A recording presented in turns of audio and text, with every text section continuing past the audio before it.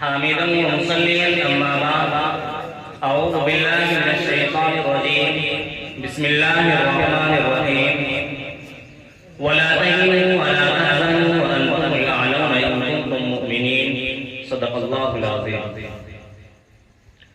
محترم اساتذہ کرام اور میرے عزیز ساتھیوں، آج کے اس تاریخی جشن یوم آزادی کے موقع پر آپ حضرات نے جس عنوان پر ہمیں گفتگو کرنے کی فرمائش کی ہے، سچ بات وہی ہے کہ میں اس لائق نہیں ہوں اور نہ میری زبان میں اتنی طاقت ہے اور نہ میرا مطالعہ اتنا وسیع ہے کہ ہندوستان کی آزادی سے لے کر اب تک کی تاریخ کو بیان کروں.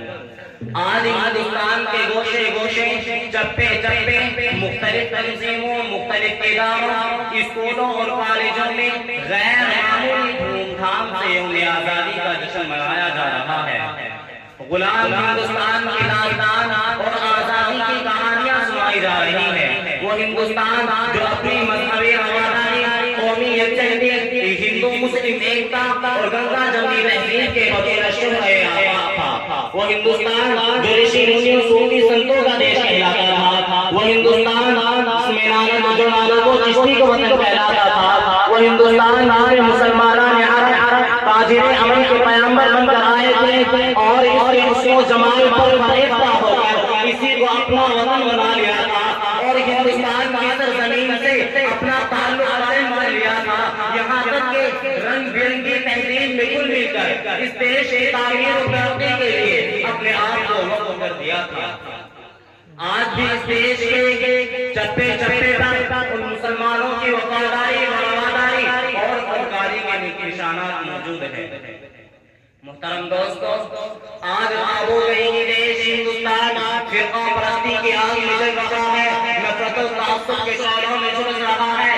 ہندو مسلم فسادات میں بہنے والے معصوم انسانوں کے ناحق خون سے سرزمین ہند گالادار ہو رہی ہے. جہاں محبت و وطن کے ترانے گونجتے تھے، وہاں افواہوں کے دھماکے ہو رہے ہیں. جہاں رام گوتم، نانک و چشتی، صوفی سنت، مہاتما گاندھی، سبھاش چندر بوس، ڈاکٹر راجندر پرساد اور تیمور جیسے سپوت جنم لیتے تھے، اب اسی دیش میں فرقہ پرست پیدا ہو رہے ہیں. جہاں جہاں کے چھوٹے انسانوں امن و محبت کا پیغام سناتے تھے، اب اسی دیش میں سادھو و سنتوں کو فرقہ پرست نفرت و عداوت کے پرچار کے لیے استعمال کر رہے ہیں. جو ہندی کلیاں ہیں، ہندوستان کا عصمت اور شرم و حیا اور پاک دامنی کی علامت تھی، آج مسلمانوں کے خلاف جہل کر رہی ہے. جو بہن بھائی کے پیار کی نشانی تھی، آج مذہب کے نام پر ایک ہی دیش کے کروڑوں بھائیوں کے خلاف دوسرے بھائیوں کو بھڑکا رہا ہے. اور جن دیش بھکتوں نے بھارت کی وحدت و سالمیت کے لیے اپنی اپنی جانیں قربان کی تھی، آج انہیں کا نام لینے والے، وطن پرستی کا دعویٰ کرنے والے افراد فرقہ پرستی اور دہشت گردی کے رجحانات کو ہوا دے رہے ہیں. معزز سامعین، صدیوں کی غلامی کے بعد بڑی جدوجہد اور قربانی کی بدولت ہمارا ملک ہندوستان 15 اگست 1947 میں انگریز بھیجے کے خونی پنجے سے آزاد ہوا تھا. 3 تاریخ کے بعد آزادی کا سورج ملک ہندوستان میں طلوع ہوا تھا اور جن دیش بھکتوں نے اور جن ہندو مسلم اتحاد کے دشمنوں نے اور ہمارے دیش بھکتوں نے اپنی جانیں قربان کی تھی اور سوچ کر سیکولرزم کا راستہ اختیار کیا تھا کہ مختلف ادیان و مذاہب اور نظریات و عقائد کے حامل کروڑوں ہندوستانی خود مختاری اور آزادی کی حقیقی دولت میں سرفراز رہے.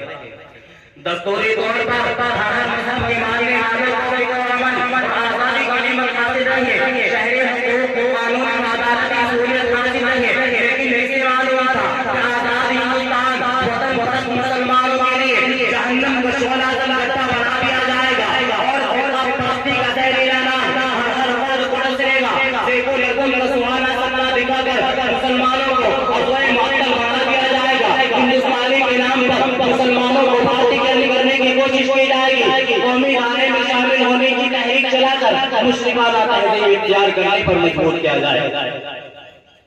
اور اسلام کا نام لینے کے جرم میں وہ فساد کی بھٹی میں کیا جائے گا۔